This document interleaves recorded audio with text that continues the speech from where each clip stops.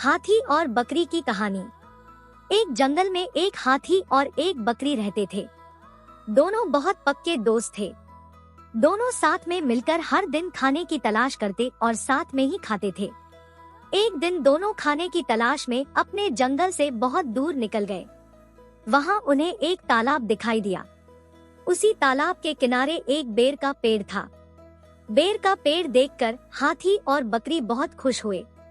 वह दोनों बेर के पेड़ के पास गए। फिर हाथी ने अपनी सूंड से बेर के पेड़ को जोर से हिलाया और जमीन पर ढेर सारे पके हुए बेर गिरने लगे। बकरी जल्दी जल्दी गिरे हुए बेरों को इकट्ठा करने लगी। संयोगवश उसी बेर के पेड़ पर एक चिड़िया का घोंसला भी था, जिसमें चिड़िया का एक बच्चा सो रहा था और चिड़िया दाने की खोज में कहीं गई हुई थी। बेर का पेड़ जोर से हिलाने के कारण चिड़िया का बच्चा घोंसले से बाहर तालाब में गिर पड़ा और डूबने लगा। चिड़िया के बच्चे को डूबता हुआ देखकर उसे बचाने के लिए बकरी तालाब में कूद गई, लेकिन बकरी को तैरना नहीं आता था। इस वजह से वह भी तालाब में डूबने लगी। बकरी को डूबता हुआ देखकर हाथी भी तालाब में कूद गया और उसने चिड़िया के बच्चे और बकरी दोनों को डूबने से बचा लिया।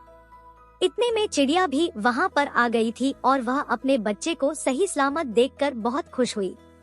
उसने हाथी और बकरी को इसी तालाब और बेर के पेड़ के पास रहने के लिए कहा।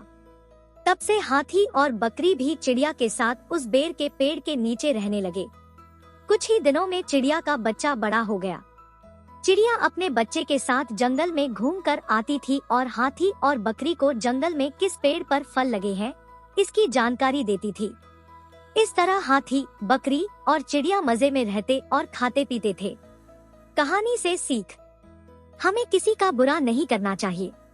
अगर हमारी गलती से किसी को परेशानी होती है तो उस गलती को सुधारना चाहिए और मनमुटाव दूर करते हुए एक दूसरे की मदद करनी चाहिए।